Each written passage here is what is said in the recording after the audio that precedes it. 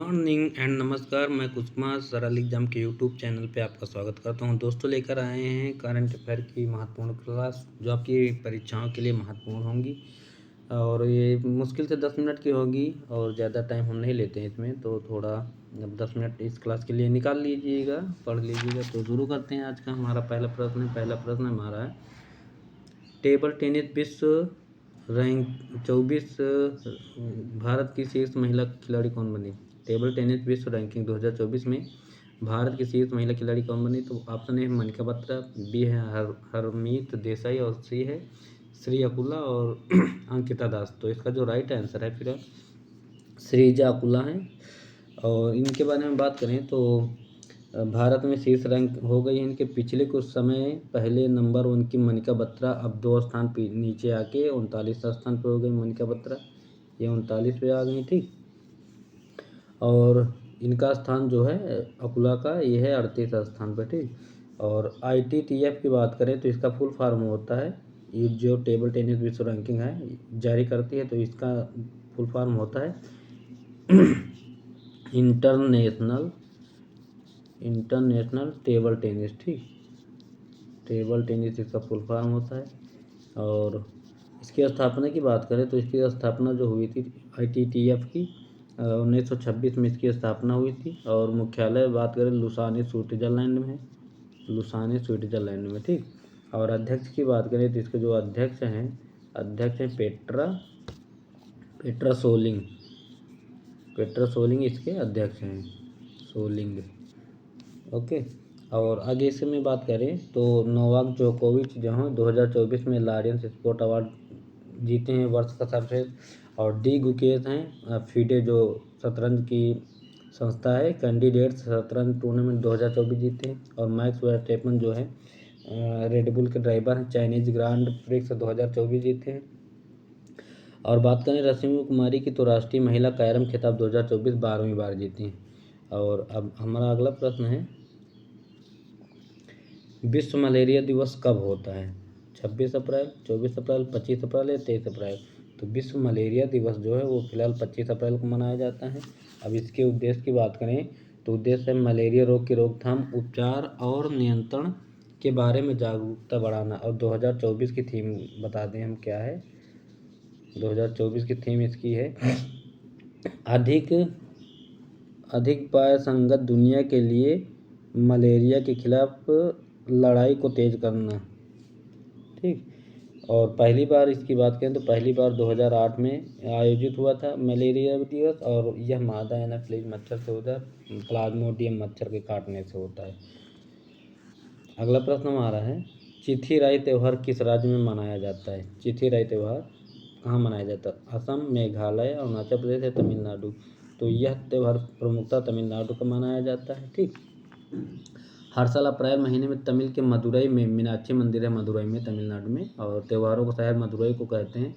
तो वहाँ पे शैववाद और वैष्णववाद की एकता के प्रतीक के रूप में मनाया जाता है। भगवान सुंदरेश्वर यहाँ पे जो है सुंदरेश्वर जिनका मुख्य नाम भगवान शिव हैं, ठीक। भगवान शिव और देवी मीनाक्षी देवी पार्वती के रूप में है। दिव्य मिलन पर जश्न मनाया जाता है। अब तमिलनाडु की स्थापना की बात करें, तमिलनाडु की स्थापना हुई थी 1 नवंबर 1956 में। इसकी राजधानी की बात करें तो चेन्नई है, ठीक। और यहाँ के जो CM हैं वो फिलहाल MK स्टालिन हैं, और यहाँ के जो राज्यपाल की बात करें तो RN रवि हैं, ओके। और अन्य त्योहारों की बात करें तो जैसे त्यौहार नुआखाई उड़ीसा में मनाया जाता है, और भोगाली बिहू असम में होता है, चापचर कुट होता है मिजोरम में, और गोरसम कोरा होता है अरुणाचल प्रदेश में। और साहित्य उत्सव 2024 में नई दिल्ली में मनाया गया है।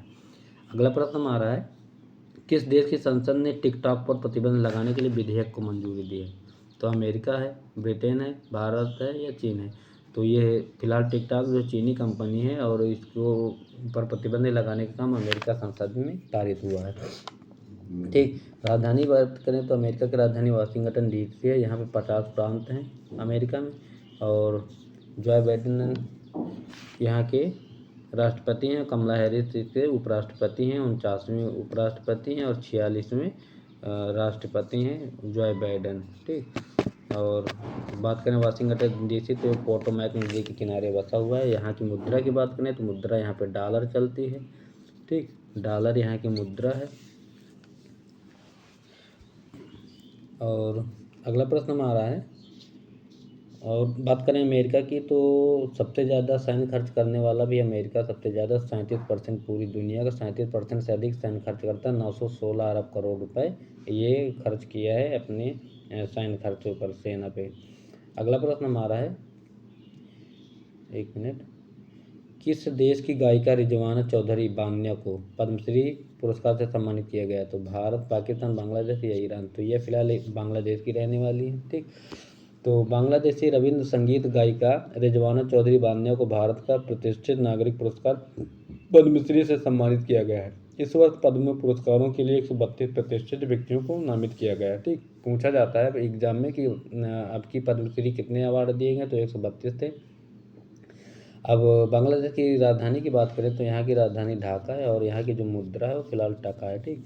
और बात करें पीएम को तो शेख हसीना जुल्फों वाली हैं, ठीक, शेख हसीना जिसको देख के छूटे पसीना, ये हैं यहाँ की पीएम। और मैत्री ट्रेन जो है भारत और बांग्लादेश के बीच चली है और सबसे ज़्यादा जो अपनी सीमा लगती है 4096.7 किलोमीटर भारत और बांग्लादेश के बीच है, ठीक। 1971 में बांग्लादेश बना है। तो ये थे बांग्लादेश से संबंधित कुछ महत्वपूर्ण प्रश्न अलग से एक्स्ट्रा फैक्ट।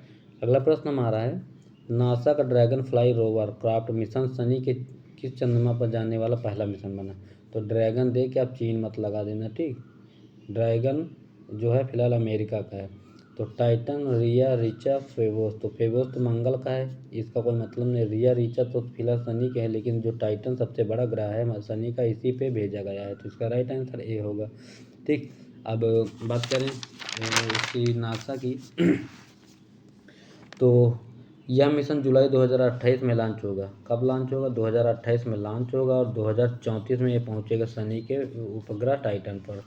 अब नासा की बात करें, नासा का फुल फॉर्म होता है national aeronautics and space administration. इसकी स्थापना की बात करें तो इसकी स्थापना हुई थी 1 अक्टूबर 1958 में। 1958 में और इसके जो मुख्यालय है वाशिंगटन डीसी में है। और प्रशासक की बात करें तो इसके जो प्रशासक हैं वो फिलहाल बिल लेंसन है, ठीक। जैसे अब अपने इसरो के सोमनाथ हैं, वैसे ही बिल लेंसन है इसके वो प्रशासक, यह अमेरिका की कंपनी, ठीक।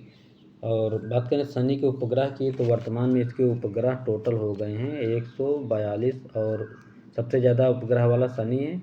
और बात करें बृहस्पति की तो इसके उपग्रह हो गए 92। वर्तमान में दूसरे स्थान पे बृहस्पति है, पहले स्थान पे शनि है और इसी में घटा बढ़ा हुआ करता है। इसके उपग्रह की खोजों की निरंतर जानकारी आप देखते रहिएगा। अगला प्रश्न हमारा है, किस राज्य में दुर्लभ तितली नेटिव्स फिलारा की खोज की गई? अरुणाचल प्रदेश, असम, मणिपुर या सिक्किम? तो इसका जो राइट आंसर फिर अरुणाचल प्रदेश में खोजी गई है। अब बात करें इस तितली की तो अरुणाचल प्रदेश में सुबनसिरी जिले में, यहाँ पे एक सुबनसिरी जिला पड़ता है, उसके पूर्वी भाग में इसकी खोज हुई है, ठीक। और ये फिलहाल और मिलती है साइबेरिया, कोरिया, जापान, मध्य और दक्षिण पश्चिम चीन सहित पूर्वी एशिया के विभिन्न क्षेत्रों में यह तितली पाई जाती है, ठीक।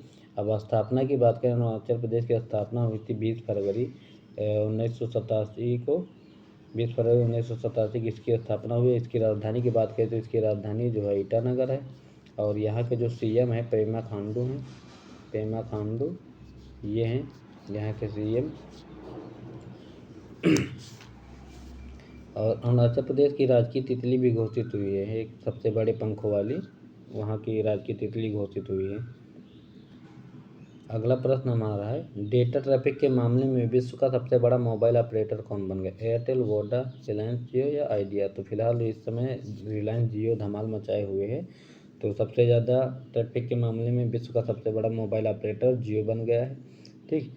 और इसने चीन की मोबाइल को पीछे छोड़ दिया है, जबकि चाइना मोबाइल के मामले में आंकड़ा 38 एक्साबाइट है और रिलायंस जियो का जो है वो है 40 एक्साबाइट।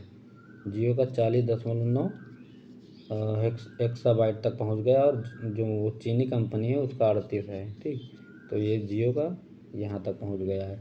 अब बात करें रिलायंस जियो की, तो इसकी स्थापना मुंबई में है। नई मुंबई में इसका मुख्यालय और संस्थापक हैं इसके मुकेश अंबानी। ठीक, मुकेश अंबानी इसके संस्थापक हैं रिलायंस जियो के, जो आजकल चल रहा सबके पास।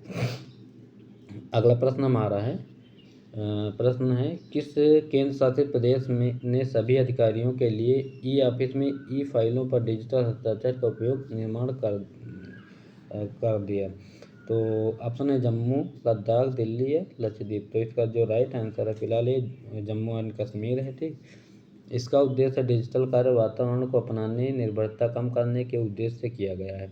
अब जम्मू कश्मीर की राजधानी की बात करें तो इसकी राजधानी है श्रीनगर, जो झेलम नदी के किनारे है और इसको महान अशोक राजा सम्राट ने बसाया था श्रीनगर। ठीक, अब यहाँ के उपराज्यपाल की बात करें तो मनोज सिन्हा हैं, मनोज सिन्हा। ठीक, यहाँ के उपराज्यपाल हैं श्रीनगर के।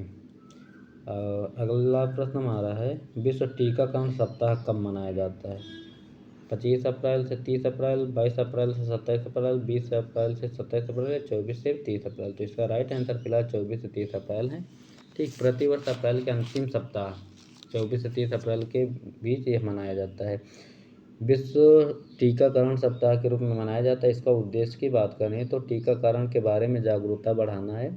और 2024 की थीम क्या है? मानवीय रूप से संभव सभी के लिए टीकाकरण।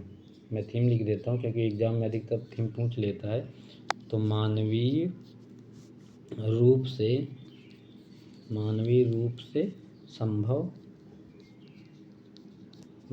संभव सभी के लिए टीकाकरण, सभी के लिए टीकाकरण है। ये इसकी थीम है 2024 की, टीकाकरण। ठीक, तो ये थे आज के हमारे 10 महत्वपूर्ण प्रश्न, जो ज़्यादा समय तो न लेते हैं। फिलहाल बेहतर से बेहतर समझाने की कोशिश करते हैं। तो उम्मीद है कि आपको यह वीडियो अच्छा लगा होगा और ज़्यादा से ज़्यादा इस वीडियो को आप लोग शेयर करिएगा। जो भी मेरे नए दोस्त इसमें जुड़ रहे हैं कृपया चैनल को सब्सक्राइब करें, जिससे आपको महत्वपूर्ण रोज़ की क्लासें मिलती रहें।